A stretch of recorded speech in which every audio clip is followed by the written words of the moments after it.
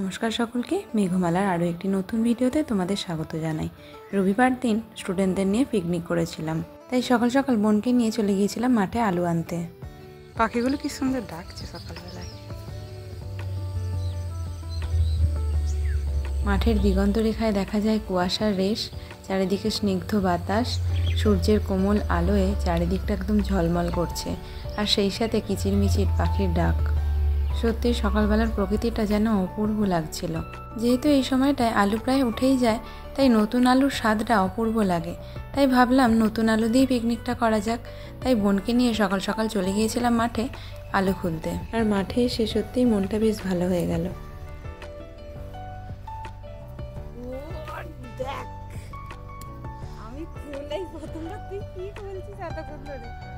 দেখ, আর ওই একটাই পাবি।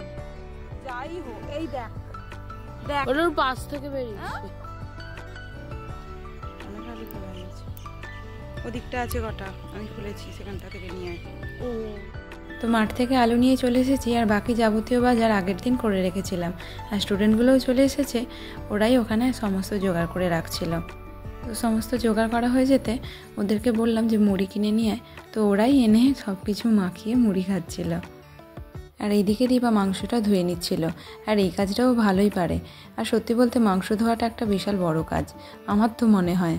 আর এইদিকেই যে আমাদের পনি আরও দুজন ভাইপো, তারা হচ্ছে জ্বালানিগুলো নিয়ে আসছিল।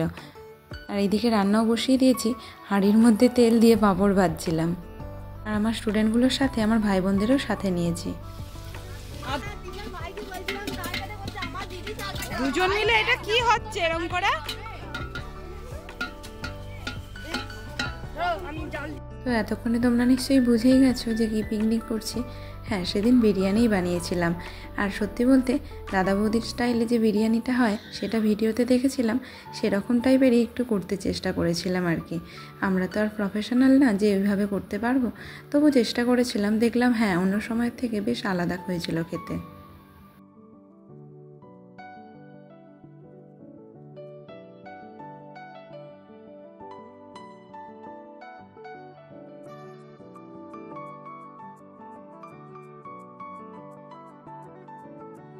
এইদিকে তৃষা বসে কাঁকড়ানা কেটে নিচ্ছিল, আর ওইদিকে তিথি বসে আমার ফোনে ভিডিও দেখছিল।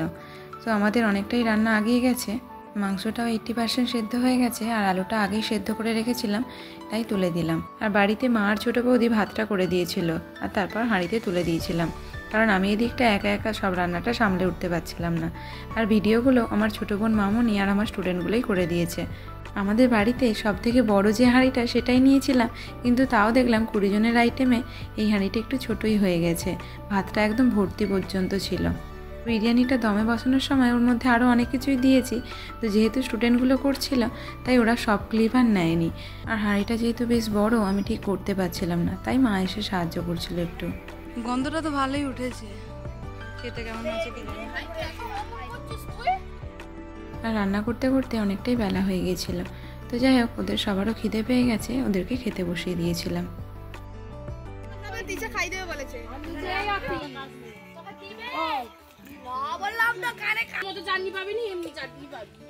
ওর মতো পাওয়া যাবে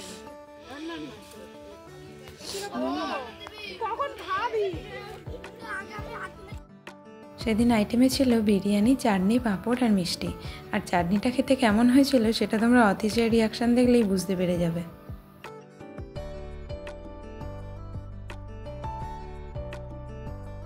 দেখলে তোমরা অতীশ কেমন করলো, ও একদম আঙুল চেটে খাচ্ছিল। আর অতীশের ডান পাশে বসে অংশু আর বাঁদিকে কৃষ্ণেন্দু, ওরা একদম মন দিয়ে খাচ্ছিল। মনে হয় রান্নাটা সত্যিই সেদিন ভালো হয়েছিল।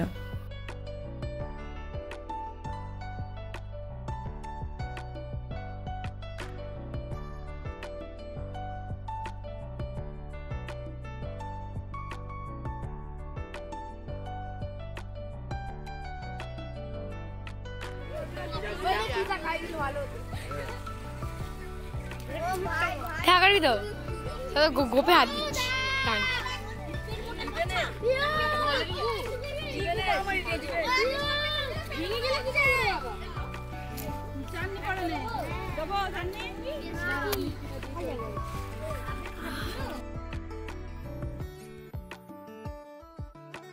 ওদের সকলের খাওয়া হয়ে যেতে আরও 3জন স্টুডেন্ট বাকি ছিল, তাদেরকে সাথে নিয়ে আমি আর বোন খেতে বসে পড়েছিলাম।